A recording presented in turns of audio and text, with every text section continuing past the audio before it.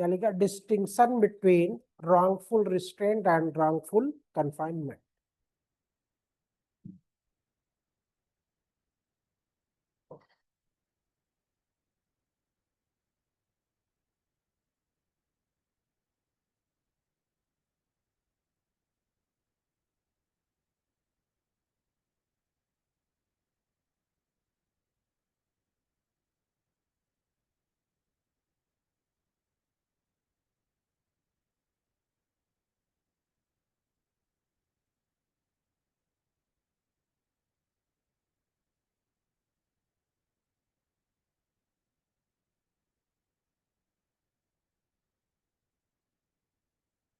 देखिए, इस तरह से लिखना इसलिए जरूरी होता है कि अभी देखना कि आपको भी अगर जैसे हो ना कोई चीज दी जाए काम करने के लिए, तो आप उसको आसानी से जब कर लोगे तो खुश रहोगे।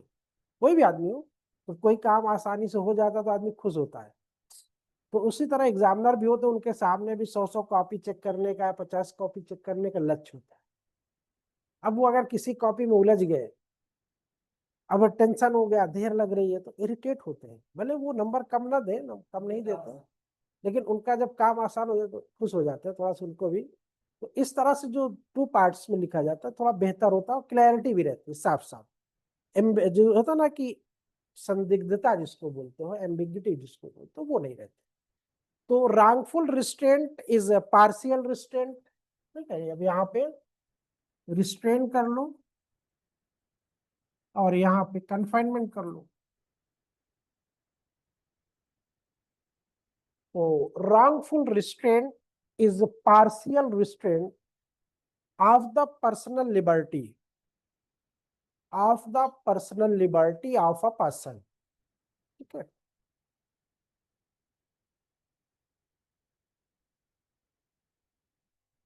इधर लिखिएगा, wrongful confinement is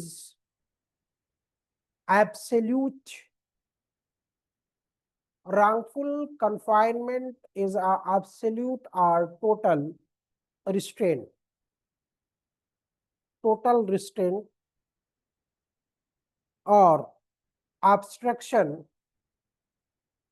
of personal liberty or obstruction of personal liberty. हो गया, पहला पॉइंट हो गया ना। अब दूसरा पॉइंट लिखिएगा, wrongful confinement implies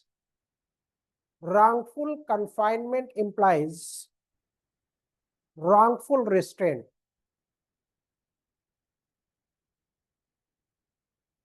Wrongful confinement implies wrongful restraint, but vice versa मतलब समझ रहे हो ना, उल्टा, but vice versa is not correct.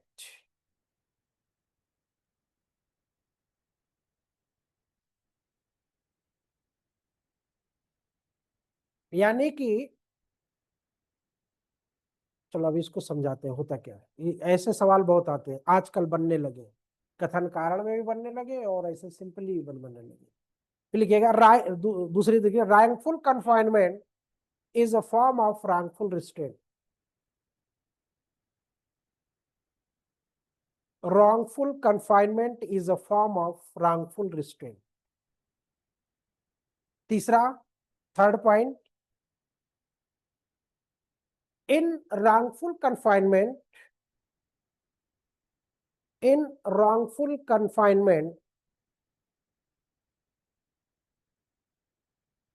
certain circumscribing in wrongful confinement certain scribbling limits are always necessary. certain नहीं है, अच्छा लिखे ना सर, हाँ, certain circumscribing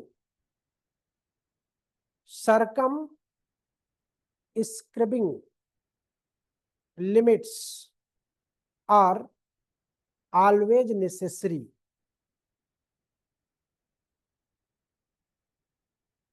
wrongful restraint, no such limits or boundaries are required.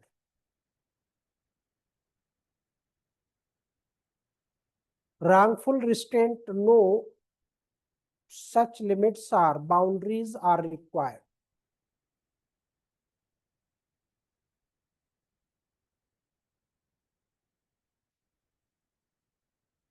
Wrongful confinement, अब अपना इधर उधर देख लेना जहां पे जैसे wrongful confinement, movement in all direction,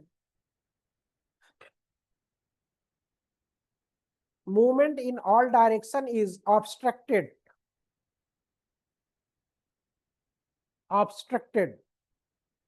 and a person either is obstructed and a person is either not allowed to move,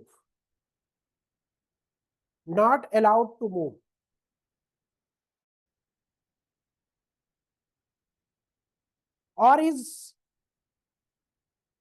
compelled to move against his wishes, or is compelled to move against his wishes. Wrongful restraint, अब wrongful restraint में लिखना, wrongful restraint movement in only one of some direction, is obstructed, leaving thereby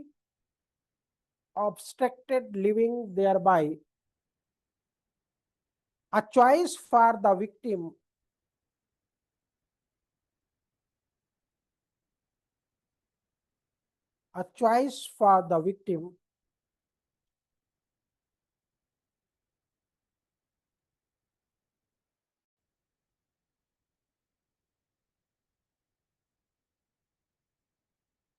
to move in any other direction,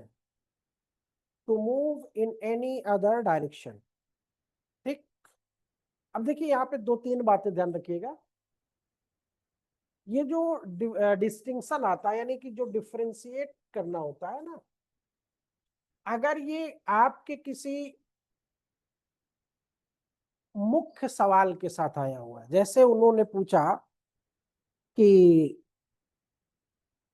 सदोष परिरोध को परिभाषित करते हुए उदाहरण 23 समझाइए, और सदोष परिरोध और सदोष अवरोध में अंतर स्पष्ट करें, ठीक है। अब आपके पास सवाल के तीन एंगल मिले। कौन कौन एंगल मिले? पहला एंगल क्या होगा, यहाँ पे आप लोग मुख्य परीक्षा में लिखने की स्ट्रेटजी भी समझ लो थोड़ा सा, कैसे लिखा जाता। तो पहला स्टेप आपको रॉन्गफुल कन्फाइनमेंट को डिफाइन करना है। चाहे तो आप बेयर एक्ट की भाषा लिखो, चाहे तो आप उसके इसेंशियल एलिमेंट लिखो, दोनों में से कोई एक प्रयोग, ठीक है। फिर अगर एलिमेंट इसेंशियल एलिमेंट आप लिखते हो तो वहां पे थोड़ा सा ये होता है कि अब आपको उनको एक्सप्लेन करना होगा, जैसे कि आपको कल बताया गया था कि इसमें लिमिट होती है, इसमें मोरल होता है, इसमें मैलिस नहीं होता है, सारी चीजें आपको फिर बतानी। और अगर सिर्फ आपने बेयर एक्ट की भाषा लिखा तो परिभाषा और भाषा तो आपने लिख ही दिया। अब उदाहरण सहित पूछा है तो आपको कोई ना कोई एक इलस्ट्रेशन देना जरूरी है, कंपलसरी है। अगर नहीं देते हो तो नंबर कट जाएगा। तो आप उदाहरण में, इतने उदाहरण मैंने आपको बता दिए, कोई भी एक उदाहरण लिख दो, छोटा इससे लिख दो, कोई जरूरी नहीं कि आप बड़ा वाला लिखो। ये भी लिख सकते हो ना, किसी व्यक्ति को कमरे में बंद कर देना, वो भी रॉन्गफुल कन्फाइनमेंट है, उदाहरण हो गया आपका, उदाहरण स्वरूप लिख दिया। फिर उसके बाद पूछता क्या डिस्टिंक्शन करना है आपको। तो अब डिस्टिंक्शन जब सवाल के साथ जुड़ा होता है तो दो तीन, तीन भी लिख दोगे तो भी चल जाएगा, दो भी लिख दोगे तो भी चल जाएगा, एक लाइन का लिख दोगे तो भी चल जाएगा। लेकिन अगर स्पेशली पूछा हुआ है particular distinction between hurt, grievous hurt, wrongful confinement, wrongful restraint, specially पूछा शॉर्ट में, तो फिर कम से कम 5 बिंदु आपको लिखने। ठीक है। और अभी यहाँ तो हमने वो नहीं लिखा है ना, तो यहाँ पे आप सेक्शन भी डिफरेंशिएट कर सकते हो, उनका भी अंतर आप लिख सकते हो, पनिशमेंट का अंतर भी आप लिख सकते हो। तो यहाँ पे 4 पॉइंट हमने लिखा है, तो ये 6-7 पॉइंट हो जाएंगे, है ना। तो वो भी आप लिख सकते हो। तो वो छोटे तो पता ही है कि इसमें रॉन्गफुल कन्फाइनमेंट में कितनी पनिशमेंट है, रॉन्गफुल कन्फाइनमेंट में कितना पनिशमेंट है, अलग अलग है उसमें। 1 वर्ष भी है, 3 वर्ष भी है, 5 वर्ष भी है, 7 वर्ष भी है ना, मिला के क्या है, इन एडिशन, इन एडिशन अलग अलग। ठीक, बात समझ गए ना। अब उसके पहले हार्ट में क्या है, हार्ट ओ सॉरी रिस्ट्रेंट में रेस्टोरेंट में एक माह 5,000 रुपये, वो भी आप लिख सकते हो डिफरेंस में। ठीक है, बात समझिए। ठीक, क्लियर। अब एक चीज और समझ लो, जो मुख्य परीक्षा में जब आप लोग लिखते हो तो एक गलती और करते हो। वो गलती होती है कि आप लोग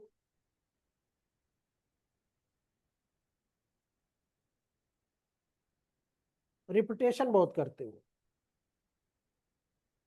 क्या करते हो, रिपीटेशन। और दूसरी चीज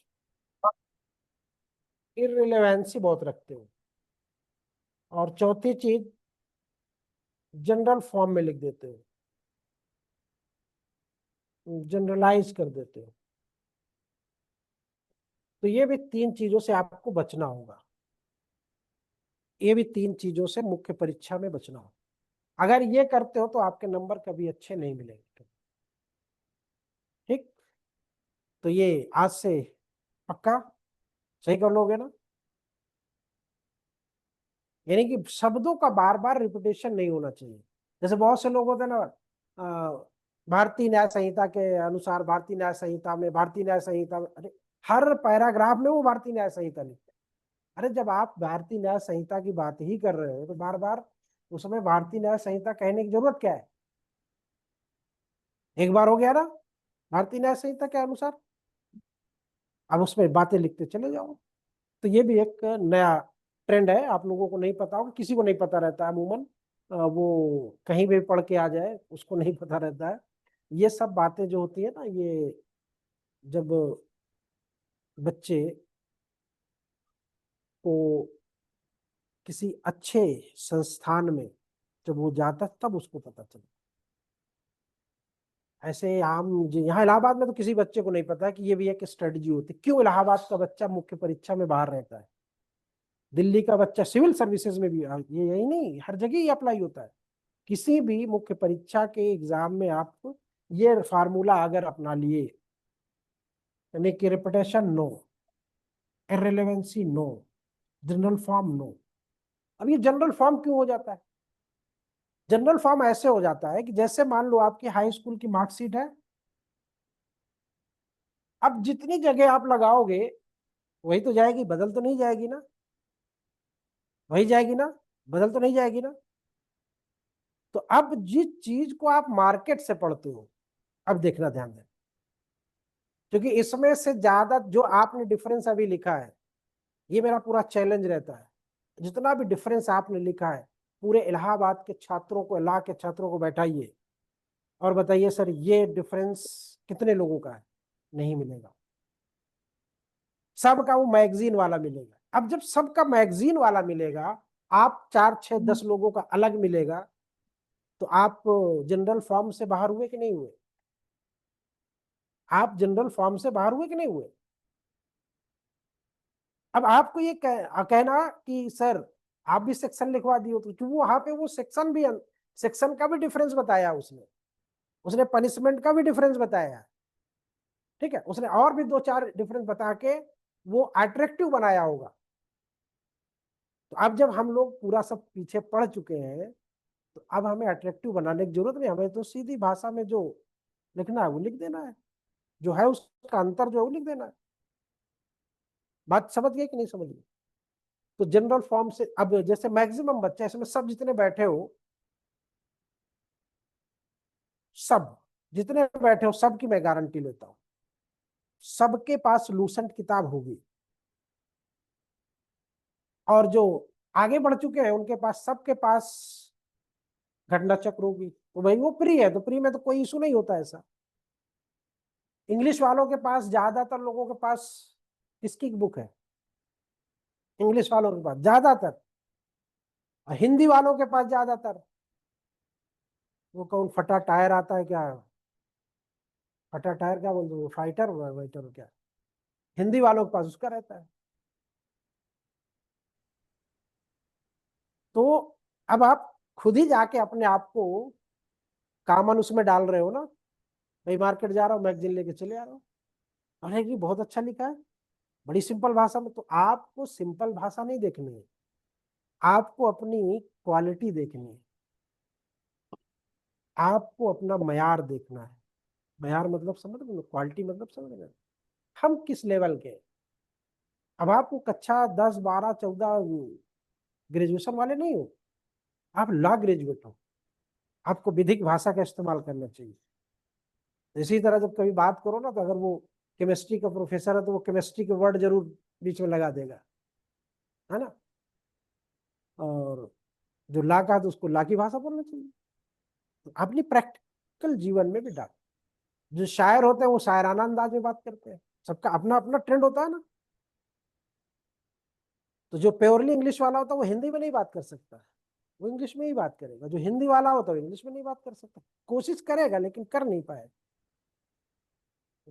तो इसलिए कहते हैं कि जनरल फॉर्म से आपको बचना है। इररिलेवेंसी आप लोगों में बहुत रहती है।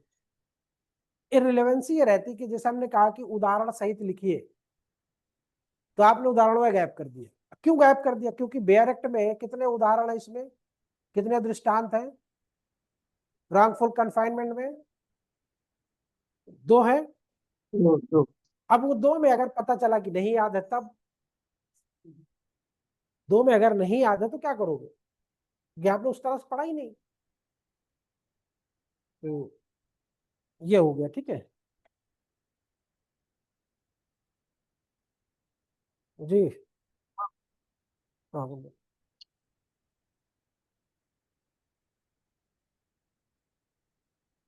अच्छा अच्छा, उधर देखिएगा थोड़ा से अपोजिट डायरेक्शन में, उसके संस्कृत आईएएस के अपोजिट डायरेक्शन में देखिएगा, पेट्रोल टंकी दिख रही है आपको, पेट्रोल पंप।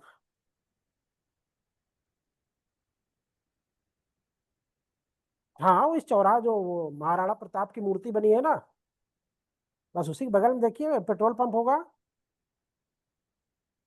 है ना। तो अब उससे 2 रोड जा रही है, एक बाएं साइड जा रही होगी, एक दाहिने साइड जा रही होगी। और जब दाहिने साइड आप देखेंगी तो वो अमिताभ बच्चन स्पोर्ट्स कॉम्प्लेक्स पूरा मैदान दिख रहा होगा आपको, दिख रहा है मैदान पूरा दिख रहा है ना। बस उसी मैदान की बाउंड्री, उसी बाउंड्री से सीधे चली आइए इधर मनमोहन पार्क की तरफ, ये वाली रोड पे। हाँ, उसी उसी बाउंड्री, उसी के गेट पे जब आएंगी ना, मेन मेन गेट पे अमिताभ बच्चन स्पोर्ट्स कॉम्प्लेक्स, उसी के जस्ट बगल में देखिएगा द आईटीएमएस कॉलेज का बोर्ड बड़ा से लगा होगा, उसी में छोटा सा गेट खुला होगा, उसी में से अंदर ऊपर आना।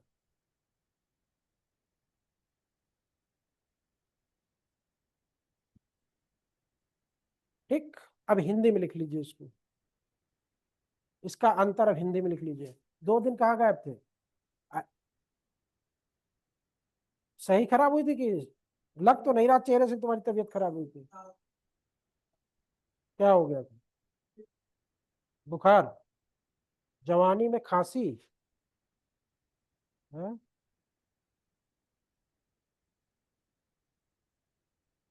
चलिए लिखिएगा, सदोष अवरोध और सदोष परिरोध में अंतर।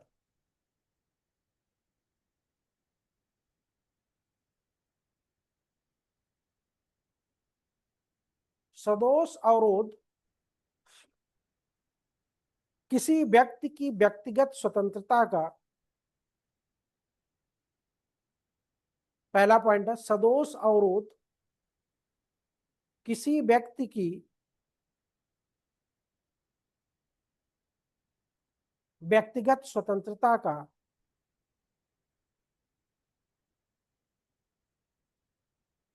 आंशिक अवरोध है, आंशिक अवरोध है।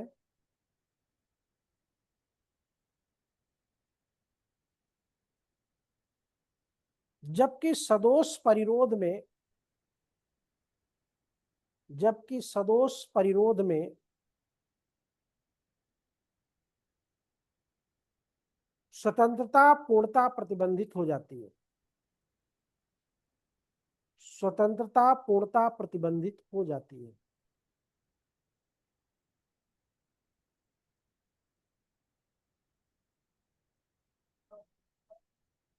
प्रतिबंधित हो जाती है। दूसरा पॉइंट, सदोष परिरोध में,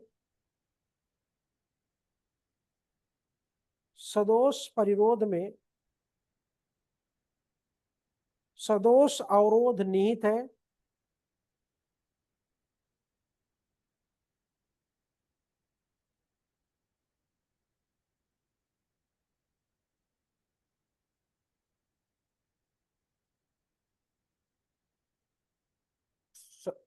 दिख गया, ऊपर आ जाइए ऊपर। सदोष परिरोध में सदोष अवरोध निहित है, किंतु सदोष अवरोध में, किंतु सदोष अवरोध में सदोष परिरोध निहित नहीं है।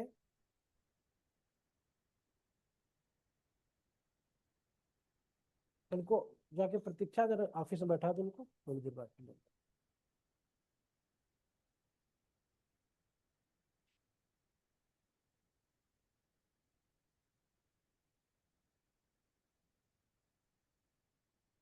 क्या लिखे हो? अवरोध निहित है, किंतु सदोष अवरोध में सदोष परिरोध निहित नहीं है।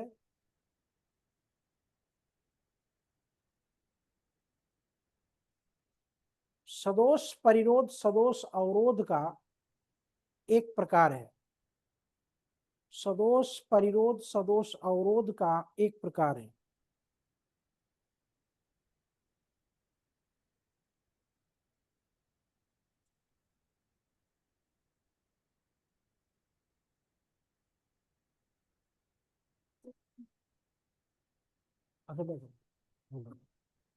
सदोष अवरोध का एक प्रकार है। तीसरा, सदोष परिरोध, आप लोग याद करिए, इंग्लिश वाले आप लोग याद करिए, भी सुनते हैं पांचों पॉइंट। सदो इंग्लिश मीडियम क्या बेटा आपका? हिंदी मीडियम। सदोष परिरोध में एक निश्चित परिसीमा,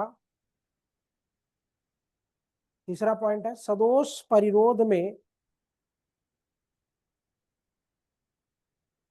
एक निश्चित परिसीमा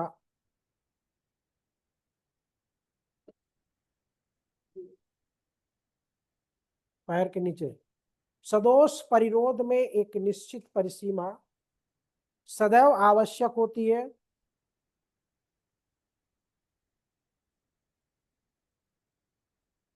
जबकि सदोष अवरोध के, जबकि सदोष अवरोध के अंतर्गत ऐसी किसी परिसीमा की आवश्यकता नहीं होती। सदोष परिरोध के अंतर्गत ऐसे किसी परिसीमा की आवश्यकता नहीं होती। लास्ट पॉइंट है,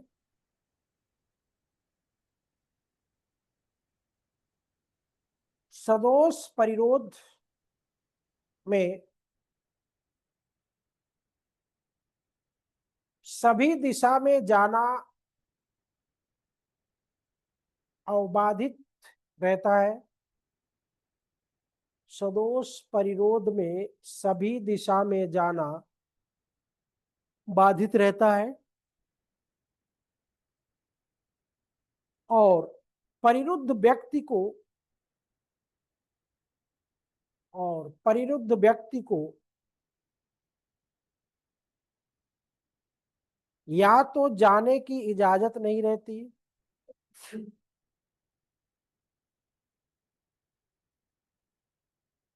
या तो जाने की इजाजत नहीं रहती,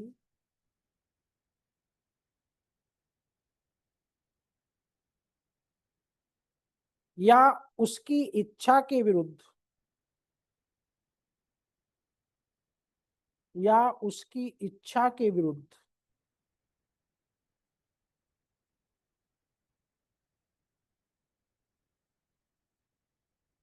उसे बाध्य किया जाता है।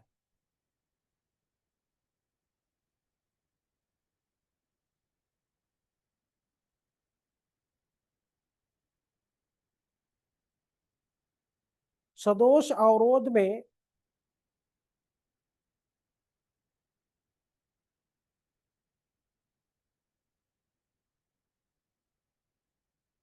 किसी व्यक्ति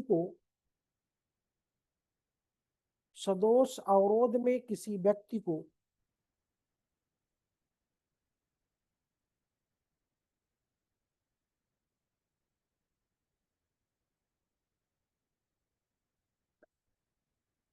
केवल एक या कुछ दिशाओं में ही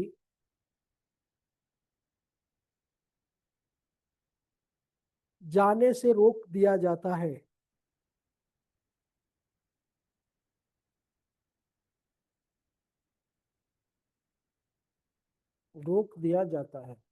इनके अतिरिक्त अन्य दिशाओं में जाने के लिए वो स्वतंत्र रहता है। ठीक, ये आपका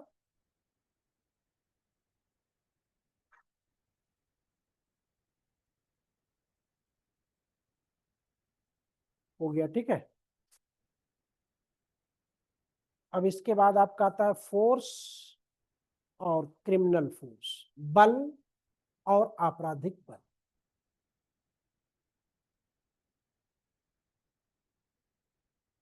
सेक्शन 128 और सेक्शन 129।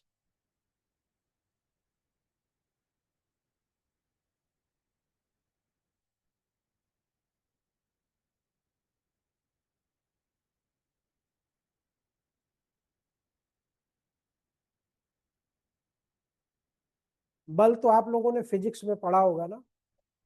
नहीं पढ़ा? बल क्या होता है पढ़ा है कि नहीं पढ़ा? सही से बताना। बल पढ़ा पढ़ा है, फोर्स। पढ़ा इसमें। तो जब वहां पे पढ़ा है तो बल यहाँ पे भी पढ़ना है, तो यहाँ पे और वहां पे अंतर क्या होगा? फिर यहाँ व्यक्ति के लिए है, वहां पे भी व्यक्ति के लिए। मशीन के द्वारा बल लगता है, कहीं मनुष्य के द्वारा लगता है ना। तो यहाँ पे क्या है, क्योंकि दोषी होने के लिए मशीन तो लायबल नहीं होगी, होगी? सिर्फ ह्यूमन बीइंग यानी कि सिर्फ मानव ही दोषी होता है। जी। तो यहाँ के बल में सिर्फ मानव का प्रयोग किया गया, यानी मानव के द्वारा जितनी भी चीजों पर बल का प्रयोग होगा और उस बल के प्रयोग से जो अपराध घटित होगा वो आपराधिक बल हो जाएगा। तो पहले बल को हमें डिफाइन करना कि बल क्या होता है। बल में क्या होता है कि जैसे आप किसी ठहरे हुए बॉल को जब किक मारते हो तो उसमें गति प्रदान हो जाती है ना। किसी भागते हुए बाल को जब आप रोकते हो तो उसमें भी तो बल लगता है। किसी उड़ती हुई पतंग को आप रोक लेते हो, उसमें भी बल लगता है ना, खींच लेते हो। उड़ती हुई चिड़िया के पंख काट लेते हो, काट लेते हो कि नहीं काट लेते? पंख काटने में बल लगता है कि नहीं लगता?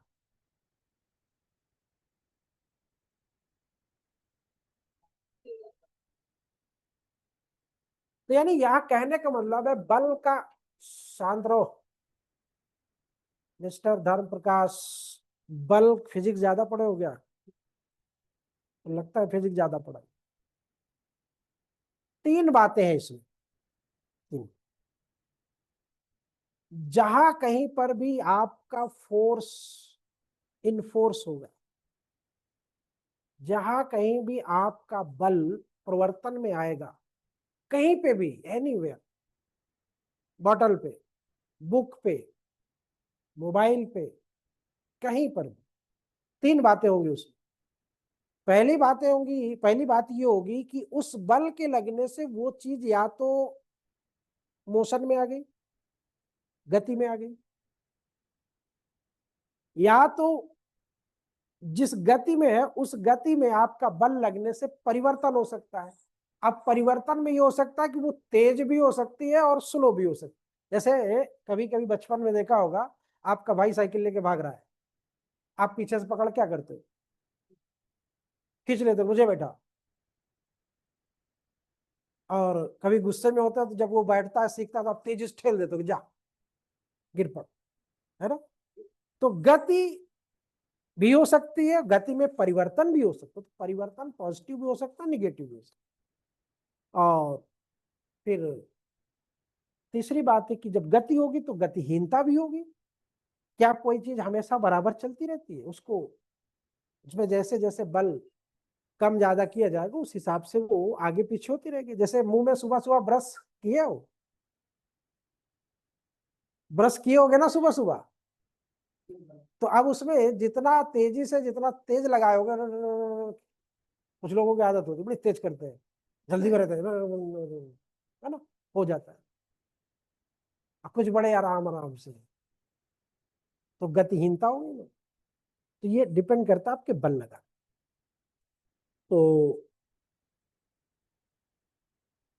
अब यहाँ पे चूंकि किसी भी वस्तु को किसी भी व्यक्ति के स्पर्श में लाना, जैसे अभी आप लोगों ने बहुत, अगर गांव से संबंध होगा ना तो देखा होगा कि कुछ बैल जो होते थे वो बड़े आलसी प्रवृत्ति के होते, जैसे आप ही हो आलसी प्रवृत्ति। 7:30 से क्लास रहती, 7:45 पे आते हैं, क्यों? 15 मिनट क्यों लेट होगा? आलसी प्रवृत्ति। उठने के टाइम में 15 मिनट आपने देर कर दी। तो उस बैल को एक्टिव करने के लिए एक नुकीली चीज रखी जाती है, तो उसमें कील गाड़ ली जाती है, उसके स्किन में जब कोचा जाता था तो उछल जाता। तो जो गतिहीन है वो गतिशील होगा। आप जैसे सुबह सुबह सोते रहते हो, अगर कोई आए बर्फ की सिल्ली लेकर मुंह पे ऐसे फेर दे तो क्या हो जाएगा? गतिशील हो जाओगे। या इसीलिए कहा जाता है उठने के बाद तुरंत मुंह धुल लो, ऑटोमेटिक एक्टिव हो जाओ। तो किसी भी व्यक्ति के शरीर के संपर्क में जब वो आता है तो उसके ऊपर एक संवेदन शक्ति का प्रयोग होता है। संवेदन शक्ति का, अब बर्फ छुआ देना, किसी की चुटकी काट लेना, अभी शांत बैठो, कोई चुटकी काट ले तो क्या होगा? मोशन होगा कि नहीं होगा? तो ये तो बल के उदाहरण है, जो फोर्स है उसका ये उदाहरण है। पेन में अभी कैप लगा हुआ था, कैप को सुहानी सिंह की तरह बोलो कैप खुल जा, कैप हट जाएगा? नहीं हटेगा ना। हमने बोले स्क्रीन चेंज हो जा, चेंज हो जाएगा। एलेक्सा आती है आजकल, एलेक्सा से बोलेंगे तो कर देगी वो तुरंत। हाँ, उसमें भी फोर्स लगता है ना। आपकी आवाज जब तक नहीं टकराती जब तक कुछ नहीं करती। तो आपका बोलने में बल नहीं लगता है क्या? सबसे ज्यादा बल बोलने में ही लगता है। वो भले देखने में आपको लगता है कुछ नहीं होता, बोलना ही तो है। बोल के देखो 2-4 घंटे शांत, साइलेंटली जब पढ़ते हो तब तो दिमाग गर्म हो जाता है। अभी बोलने के साथ पढ़ने के साथ बोलना भी है ना। तो मेरे कहने का मतलब ये कि बल आपकी दिशा को, दशा को गति दे सकती है, गतिहीन भी कर सकती है और उसमें परिवर्तन कर सकती है। तो ये तो होता है बल। तो यहाँ पे एक धारा 128 का सिर्फ बल के संदर्भ में प्रयोग किया गया है। इनको इलस्ट्रेशन दिया हुआ इसमें 128 में है नहीं, है ना। अब इसी के जस्ट बाद जब आप पढ़ोगे आपराधिक बल, अब आपराधिक बल आप कहोगे सर ये कौन सा बल होता है? बल यही है, लेकिन वो अपराध में परिवर्तित हो जा रहा है। ठीक है, वो बल यही है लेकिन वो आपराधिक काम में आपका चेंज हो जाता है। जैसे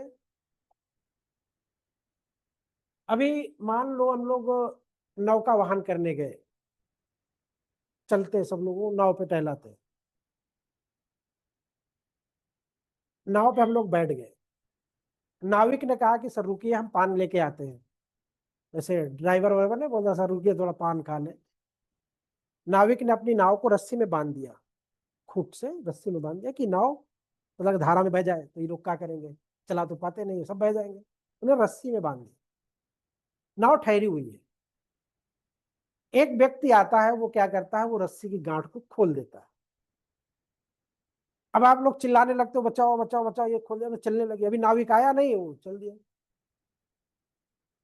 तो उसका जो आशय था ये था कि सब बह जाए, जिसने खोला है उसका आशय ये था। तो उसने कौन सा बल प्रयोग किया? अपराधी। यानी कि उस चीज को खोल के इस आशय से कि ये सब बह जाए, क्योंकि इसमें चलाने वाला तो कोई नहीं है, तो आशय तो उसका बुरा ही था। तो उसने आपराधिक बल का प्रयोग किया। इक्का घोड़ा पे कभी बैठे हो? नहीं बैठे? तांगे पे भाई कचहरी से चलते हो कभी, कि बैठ के जाना है कचहरी से? अभी भी हाँ चलता है। अब शायद एक ही आध बच्चों, पहले बहुत चलते थे। तो उसमें बैठ के आप जा रहे हो, नॉर्मली आपका घोड़ा चला जा रहा है। कभी कभी देखा होगा ना, कुछ शैतान टाइप के बच्चे होते हैं, उनको मजा आया करती है। तो देख रहा कि आ रहा है जा रहा है, आ रहा है जा रहा है, उसने क्या किया, एक डंडा उठाया और घोड़े को कोस दिया। घोड़ा भड़क गया। और जब घोड़ा भड़केगा तो जो उसमें सवारियां बैठी हुई है तो क्या होगी, सबके साथ दुर्घटना होगी कि नहीं होगी? तो बल आपराधिक बल हो गया। आपने डंडा उठा के उसको कोचा नहीं होता तो बल तो नहीं लगता। अब वो आपके उस प्रयोग करने से उसकी गति क्या हुई, परिवर्तित हो गई, भड़क गया, वो ले जाके कूद गया। इसी तरह कोई दुल्हन जा रही है पालकी में बैठ के, अब तो खैर पालकी नहीं चलती है, रास्ते में कोई फिल्म फिल्म देखी होगे, पालकी रोकने वाली फिल्म, आता है गुंडा आता है, या जो उसका पुराना जिससे हाँ आता है, वो पालकी को रोक लेता है, वो भी आपराधिक बल है। अभी इसमें बहुत से लक्ष्य तो मतलब पहले बल और आपराधिक बल ये समझ लो। ठीक है, इसका लेक्चर हम लोगों का सैटरडे को होगा। ठीक, और फिर मंडे से एक्चुअली में एविडेंस भी शुरू करना था, शुरू तो आज ही से करना था। और आज लोगों की संख्या को देखते हुए थोड़ा से अब पढ़ाएंगे अभी, लेकिन आज बहुत ज्यादा नहीं पढ़ाएंगे, शुरुआत कर देंगे आज, क्योंकि फिर उन लोगों को रिवीजन करवाना होगा ना, नहीं तो फिर भड़केंगे सब। कहाँ रह गया, सो रहा है, लाइट नहीं आ रही?